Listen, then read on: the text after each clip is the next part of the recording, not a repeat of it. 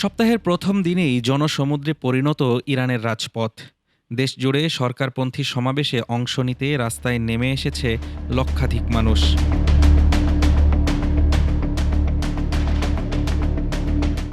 ইরানের রাষ্ট্রীয় টেলিভিশন জানায়, চলমান বিক্ষোভের আড়ালে সংঘটিত দাঙ্গা ও সহিংসতার বিরুদ্ধে প্রতিবাদ জানাতেই এই সমাবেশ। সরকারের দাবি, এই সহিংসতায় জড়িত রয়েছে সশস্ত্র গোষ্ঠী ও বিদেশি মদতপুষ্ট শক্তি।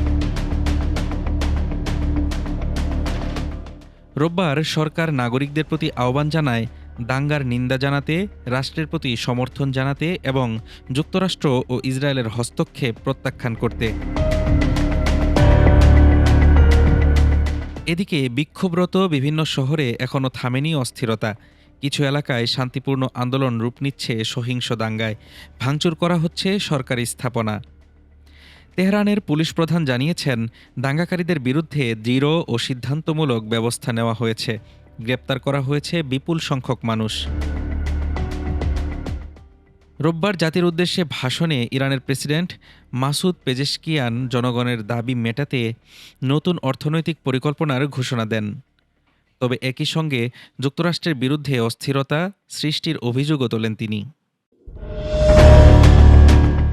এ পরিস্থিতিতে উত্তেজনা বাড়িয়েছে যুক্তরাষ্ট্রের প্রেসিডেন্ট ডোনাল্ড ট্রাম্পের হুঁশিয়ারি।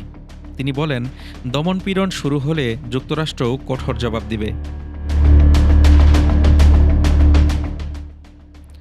গত ডিসেম্বরের শেষ দিক থেকে শুরু হওয়া এই আন্দোলনের মূল কারণ অর্থনৈতিক সংকট, জীবনযাত্রার ব্যয় বৃদ্ধি এবং মার্কিন ডলারের বিপরীতে ইরানি রিয়ালের ব্যাপক দরপতন।